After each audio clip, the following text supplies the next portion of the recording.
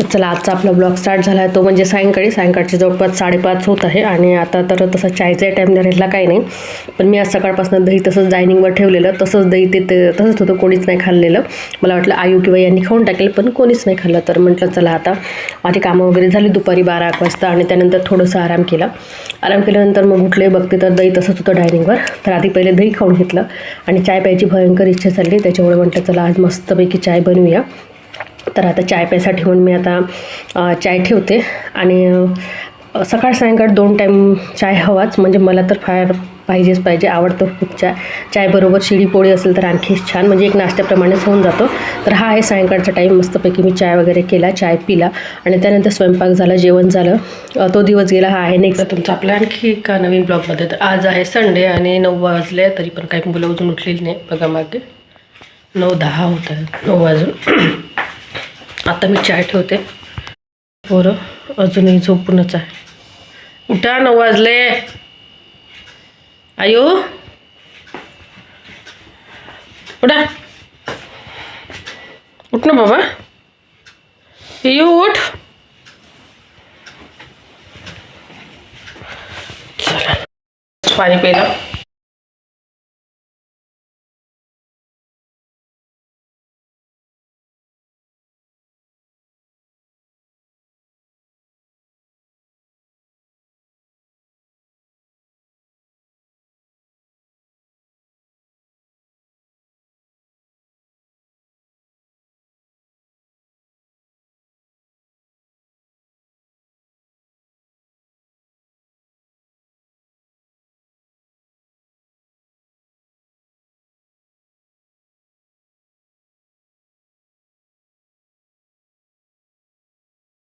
तर आता चायबरोबर आता आणखी मी ठेवून घेते ते म्हणजे साबुदाणा.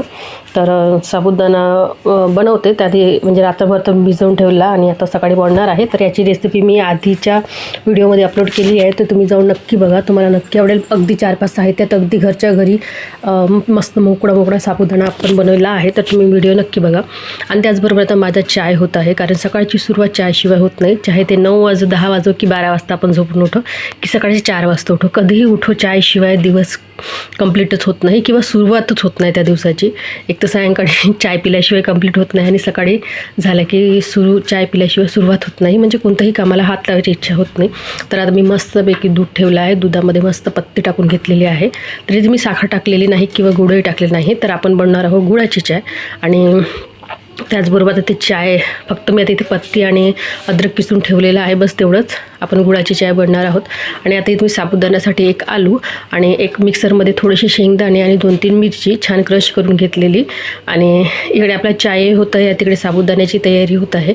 म्हणजे सकाळची वेळ अशी असते, एक तर उशीर झालेला होता, एक तर संडेचा दिवस, मुलंही घरी होते, सगळेच घरी होते आणि त्याच्यामुळे 10 वाजले. आणि नाश्त्याची वेळ तर तशी आता जेवणाचीच वेळ होत होती थोडा वेळ झाला की, पण आता नाश्ता करायचा, त्याच्यामुळे मग आता पटपट हात चालवायचा होता. तर इकडे मस्त आपला साबुदाणा बनवायचा. त्याआधीच बघा मी आता गूळ टाकून घेत आहे, ते म्हणजे कपमध्ये. डायरेक्ट जर आपण दुधाच्या चायमध्ये जर गूळ टाकलं तर चाय फुटून जातो आणि चाय वेगळा आणि त्याचं दूध वेगळं होतं. तर त्याच्यामुळे कधी जर तुम्ही गुळाची चाय बनवत असाल तर तुम्ही कधीच गूळ डायरेक्ट गरम करायला टाकू नका दुधाच्या चायमध्ये. तरी स्पेशली काळ्या चायमध्ये चालतो पत्ती आणि गूळ एकत्र केला तरी, पण दुधाच्या चायमध्ये जर तुम्हाला प्यायची असेल गुळाची चाय दुधामध्ये, तर फक्त पत्ती टाकून तुम्ही दूध शिजवून घ्या मस्त. त्यानंतर एका कपामध्ये थोडंसं गूळ घ्या, जेवढं तुम्हाला हवं आहे गोड तेवढं.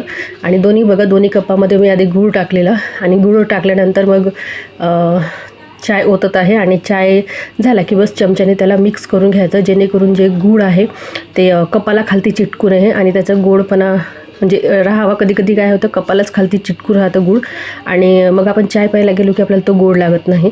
त्याच्यामुळे मस्त फिरवून घ्यायचं गूळ. आणि गूळ जर तुम्ही किस करून घेतला तर तो तर आणखी चांगलं. तर अशा प्रकारे मी मस्त आता दिवसाची सुरुवात करत आहे. आणि सोबत बघा मिस्टरसुद्धा आहेत. हे तर मस्त सकाळी उठले आणि उठून फिरून वगैरे आले. त्यांना सवय आहे, आम्ही कितीही वाजो, एक तर रोज सकाळी लवकर उठावं लागतं मुलांसाठी, कारण टिफिन वगैरे बनवायला म्हणून. पण संडेचा एक दिवस असतो, त्या दिवशी मस्तपैकी थोडासा आराम करायला मिळतो. तर त्याच्यामुळे मग आता यांनी काही म्हटलं नाही. हे सकाळी सुटले, फिरून आले, त्यांचं जे रुटीन आहे, सकाळी फिरून आले, बाहेरून पेपर चाय वगैरे सगळं पेपर घेऊन आले, सोबत चाय पिऊन आले. पण मात्र आम्ही आत्ता उठल्यानंतर चाय वगैरे बनवला आणि आता 10 तर वाजलेच होते. साबुदाणा बनायचं होतं, म्हणजे तिथे आता बनवणार होते मी. अर्धी तयारी झालेली, अर्धी व्हायची होती. पण आता शिळीपोळी होती आणि मला चाय आणि गुळाची चाय आणि त्याचबरोबर शिळीपोळी किंवा काढी चाय मला खूप आवडते. शिळीपोळी असो, शिळी भाकर असो, ते म्हणजे सकाळी सकाळी ते खाण्यामध्ये चालली जाते. नाहीतर शिळीपोळी, शिळी भाकर अशी जेवणामध्ये खाल्ल्या जात नाही. फक्त ती खाऊ शकते ते म्हणजे चायबरोबर, आणि तीसुद्धा मलाच खावी लागते. आणि पण मला आवडते. मेन म्हणजे मीठ काढून ठेवते. एखादी एक्स्ट्रा पोळी असेल तर मस्तपैकी तव्यावर कडक करून ठेवते आणि मग जेव्हाही चाय पिते, सायंकाळचं असो की सकाळची चाय, तेव्हा ते खाऊन टाकते. आणि चाय थोडीशी गोड करते यासाठी की ती पोळी छान लागावी म्हणून. आणि जर मला अशी चाय पाहिजे असेल थोडीशी फिक्की करते, थोडं गूळ कमी टाकते आणि चाय पिते. पण मी काढी पिते दुधाची, पण मला जास्त करून दुधाची चाय आवडते. तर अशा प्रकारे आता चाय वगैरे आपलं सुरू आहे. आणि त्याचबरोबर आता मला बनवायचं होतं, यांनी म्हणता लवकर चाय पी, म्हणजे जेणेकरून पोरांना कसं, पोरं चाय पित नाही, त्याच्यामुळे त्यांचं कसं होतं, आईला आवडतो पण तो कधी कधी बनवतो कधी नाही बनवत. त्याच्यामुळे मस्तपैकी साबुदाणा पटपट बनवून घेतला. मग आता मुलांना आणि यांना देत आहे साबुदाणा आणि त्यांचा नाश्ता व्हायचा आहे. मी तर आता पोळी खाल्ला, त्याच्यामुळे मला काही हे नव्हतं. बघा किती सुंदर मस्त आपला नाश्ता झालेला आहे. अगदी फळफळीत असा साबुदाणा झालेला आहे, कुठेही चिकटला नाही किंवा कुठेही नाही, आणि अगदी 4-5 साहित्यात. तर अशा प्रकारे मी बनवलेला आहे. काय झालं आहे सकाळी सकाळी आणि नाश्ता करता करता 10 वाजत आहे. 10ला 10 कमी आहे. मस्त झाला आहे साबुदाणा. याच्यावर जर उपासाचं नसेल तर याच्यावर तुम्ही सांबार टाकून खाऊ शकता, आणि उपास असेल तर काही गरज नाही. मी काय सांबार टाकलं नाही. आता आधी खाऊन घेते आणि आता सगळेजण खातच आहे. आयु जा ना. हा